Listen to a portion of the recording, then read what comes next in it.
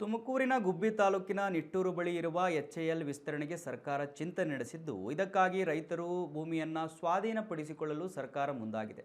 ಸರ್ಕಾರದ ಈ ಪ್ರಕ್ರಿಯೆ ಏನಿದೆ, ಇದಕ್ಕೆ ರೈತರು ತೀವ್ರ ವಿರೋಧ ವ್ಯಕ್ತಪಡಿಸಿದ್ದು, ತಲೆಮಾರುಗಳ ಕಾಲದಿಂದ ಕೃಷಿಯನ್ನೇ ನಂಬಿಕೊಂಡು ಜೀವ ನಡೆಸುತ್ತಿದ್ದೇವೆ, ಯಾವುದೇ ಕಾರಣಕ್ಕೂ ಭೂಮಿ ಬಿಟ್ಟು ಕೊಡಲ್ಲ ಅಂತ ಹೇಳಿ ಕೆಡಿಬಿ ಕಚೇರಿ ಬಳಿ ಸಾವಿರಾರು ರೈತರು ಪ್ರತಿಭಟನೆ ನಡೆಸಿದರು.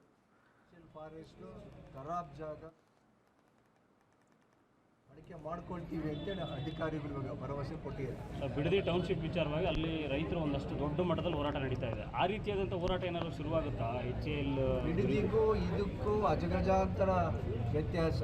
ಅಲ್ಲಿದ್ದಿದ್ದೇ ಬೇರೆ, ಅದು ಪ್ಲ್ಯಾನ್ ಮಾಡಿದ್ದು ಹಿಂದಿನ ಸರ್ಕಾರದಲ್ಲಿ. ಈಗ ಎಕ್ಸಿಕ್ಯೂಷನ್ ಮಾಡ್ತಿದ್ದಾರೆ. 90% ರೈತರು ಬಿಡದಿನಲ್ಲಿ ಒಪ್ಪಿಗೆ ಕೊಟ್ಟಿದ್ದಾರೆ.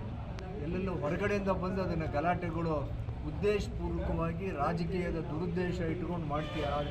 ರೈತರಿಗೆ ಏನೇನು ನಾವು ನಮಗೆ ಬೇಕು ಅದನ್ನೆಲ್ಲ ಬೆಳ್ಕೊಂತೀವಿ ಸರ್. ಅಡಿಕೆ, ತೆಂಗು,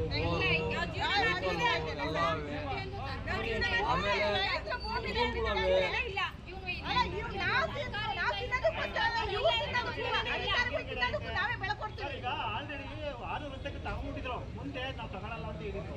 ಆಮೇಲೆ 600 ರೂಪಾಯಿಗಳಲ್ಲಿ 200 ಎಕರೆ ನಾವು ಅದರೊಳಗಿದ್ವಿ, ಬರೀ ಜಮೀನು ಕೊಟ್ಟರು. ತಿರ್ಗಾ ಮತ್ತೆ ತೋಟ ಮಾಡಿದ್ವಿ. ಆ ತೋಟ ಮಾಡಿದ್ರು ಕೂಡ